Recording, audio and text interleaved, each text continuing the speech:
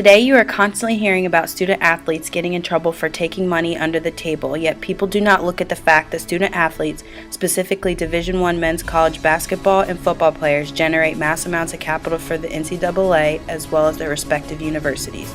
We chose to focus on only the two sports, basketball and football, because they generate the most revenue amongst other sports. Between both of these sports, there are endless amounts of dollars being brought into universities from donations, ticket sales, media rights, and advertising. These two money-making sports, as they are often referred to, are indeed forms of labor. Whether athletes are in class or at practice, they spend countless hours trying to effectively prepare mentally and physically so that they are able to perform to the best of their abilities. This difficult physical and mental work is exerted from the body in order to generate a reward, which is what some might define as labor. In the common dictionary, the definition of labor is simply described as physical or mental effort, work for which someone is paid. Karl Marx defines labor as the concept of human labor into something that can be exchanged for revenue. There are many who view student athletes as being exploited, meaning they do not get enough compensation for all the time and physical demands they put into their sport.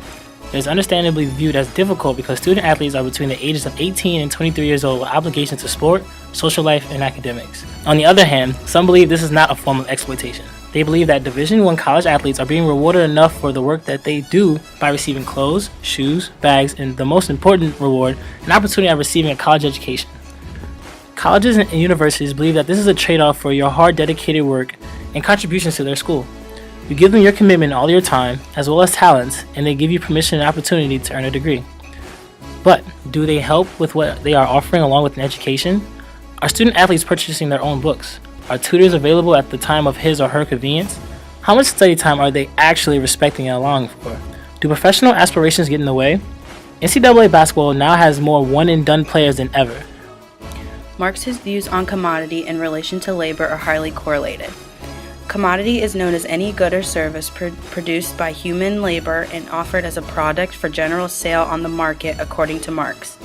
Even though there are numerous forms of commodities, there are a few specific forms that can help to really explain the exploitation of student athletes. One form of commodity is explained by money being used to buy means of production and labor power used in production to create a new commodity. Universities buy the athletes by giving them their scholarships. By the student athletes accepting the scholarships, they become the means of production and labor power. The means of production and labor power is then sold to ultimately create a larger commodity than was originally had. This implies that the student athletes are expected to perform at a high level so the university can generate more revenue. Not only that, but the better a sports team performs, the easier it will be for them to recruit players for future years, which ultimately generates an even larger commodity. Many college basketball players attend school because of some sort of scholarship or financial aid. With that being said, the university then owns the player for all 4 years because they are paying for them to attend. The university ultimately wants the student to be a good representation of the school, maintaining good grades and performing well on the basketball court. Little does the university know of the difficulties there are for a Division I men's college basketball player to keep up the level they are expected to perform. For example, the average college basketball player practices between 2 to 3 hours a day and plays 2 to 3 games a week, depending on which duration of the season they are in. On top of that, they take part in numerous strength and conditioning activities throughout the week to enhance their performance on the court. The time that they have left is spent trying to keep up in their schoolwork so that they are able to stay eligible and respectfully represent the university. Do the countless hours they spent contributing to their success at the university balance out with what they are receiving in return? According to the college athlete and the institution, many college athletes are being paid in currency that a lot of them cannot or will not use. This is stating that athletes are being paid with an education, and the athletes who are wanting to pursue their athletic career beyond college are essentially receiving very little from the university with hopes that they can go play professional sports. What makes this debate about players being able to receive money from the NCAA so complex is that never before have amateurs generated so much income for their universities. Merchandise, apparel, tickets sold, the different events, and donations the school receives when they achieve excellence in their sports. We must first define amateurism to understand what we are analyzing. Amateurism is a person who engages, in this case, athletic activity as a pastime rather than a profession, meaning they are not allowed to receive payment for their services because that is what professionals are for.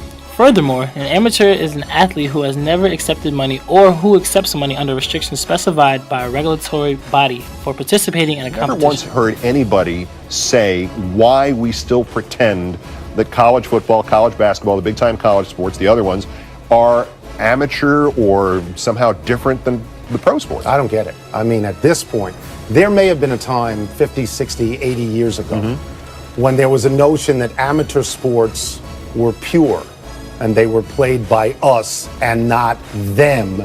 And the them played pro sports, and it was somehow dirty and soiled because they needed the money to do it. But that's long gone, because now the money is the engine that drives everything with college sports, obviously. Additionally, today's scholar athlete is also required to do media interviews, public relations activities, and community service. As a whole, when you add in the practice requirements, weight conditioning, and game schedule, where does this leave time for studying, writing papers, and test preparation? Added to that is the financial strain that comes along with a meal plan that includes on-campus cafeterias that close before practice ends. For parents that can't afford to spend any additional money, this means providing financial support to enable their athlete to eat at off-campus dining. This can place an undue financial burden on most families. Families come face to face with the fact that a free education isn't free. The NCAA has also been critically acclaimed to stand for not caring about athletes, though the entire point of their existence is for its represented athletes. The reason critics have deemed this bad image on the NCAA is because the numbers don't lie. Everyone is familiar with the famous March Madness NCAA annual basketball tournament.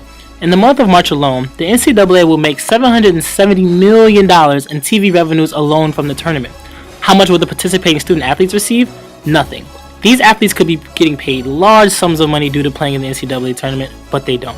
The next logical step at this point would be to unionize, right? Wrong. The NCAA has petitioned the National Labor Relations Board to deny any student athletes the right to unionize. The NCAA is in complete control. To bring in the argument for college football, bowl games are the NCAA for football programs. The top programs that receive bids to play in the top 5 bowl games, BCS National Championship, Fiesta Bowl, Sugar Bowl, Orange Bowl, and the Rose Bowl, bring in at least $17 million per team. Yes, that means even if you lose, your institution still gets paid the big bucks. How much do the student athletes receive? You guessed it, nothing. Since education is the biggest reward value that NCAA offers to kids, let's examine if they take steps that promote that action. The NCAA schedules tournament games in the early rounds of the basketball tournament on Thursdays and Fridays. That conflicts with student athletes' academic schedule. What this shows is that missing class can be avoided. If the NCAA would simply schedule their games on the weekends or in regions that are easily able to commute to it, could be beneficial to all students.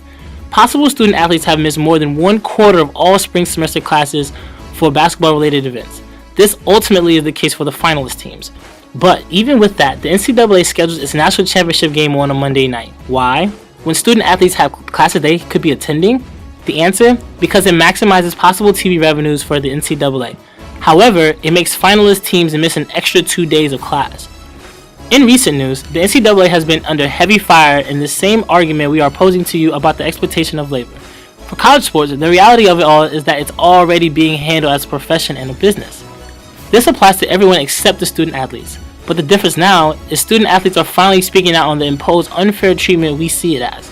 The main complaint from the student athletes themselves is that they feel there's more sacrifice than the rightful reward they are receiving. The NCAA is facing lawsuits left and right that are looking to give players more availability to the billions of dollars in revenue that is being generated. Recent cases include Northwestern University, who has just been given permission to organize and collectively bargain with the university to unionize. The commoditization of college athletes will continue to be perpetuated unless changes are made. Recruiting of college athletes is stating earlier. Most recently, a 5th grade basketball player was offered scholarships to several highly desirable basketball powerhouses. Therefore, this young man will be under close scrutiny for on and off the court performance, growth patterns, and social displays of character. This can be viewed as an exhilaration of commodity, a child's basketball prowess, and the exploitation thereof. And for what? A free college education. The question left is to ponder. Is the education free?